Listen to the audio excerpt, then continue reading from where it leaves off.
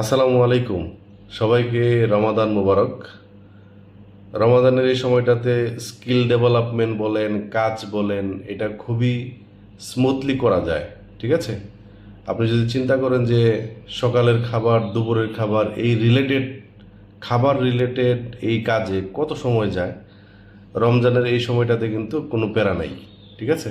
আপনার খাবার দাবারের কোনো প্যারা না থাকায় আপনি স্মুথলি ধরেন ফজরের পরে একটু ঘুমায়া আপনি কিন্তু সকালবেলাতে কাজ করতে পারতেছেন।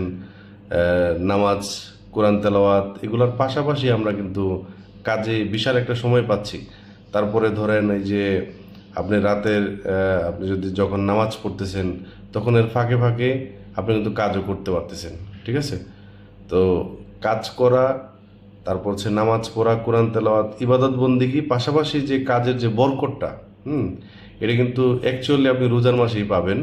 সো এই রোজার মাস যেহেতু অন্যান্য 11 মাসের প্রস্তুতি, সো প্রস্তুতি নেওয়াটা খুব জোরে সোরে করতে হবে। এই আর কি, সবাই দোয়া করবেন আমার জন্য। আশা করি আপনারা রমজানের যে আরও বাকি যে দিনগুলো আছে এগুলোকে কাজে লাগাবেন। আমি ফজরের পরে ঘুমাই নাই। আমি ধরে না 1-1.5 ঘন্টা ধরে কাজ করতেছি, কোনো প্যারা নাই, কোনো ইয়ে নাই আর কি যে একটু পরে আমাকে নাস্তা করতে হবে এই সেই, এগুলা কিন্তু নাই। তো এটাই হচ্ছে মজা আর কি। ঠিক আছে? এই ছোট্ট একটা জিনিস আমার শেয়ার করতে মানে মনে চাইলো বিদায় ভিডিওটা করলাম আর কি। সো আশা করি আপনারা সবাই একমত হবেন। আসসালামু আলাইকুম ওয়া রাহমাতুল্লাহি ওয়া বারাকাতুহু।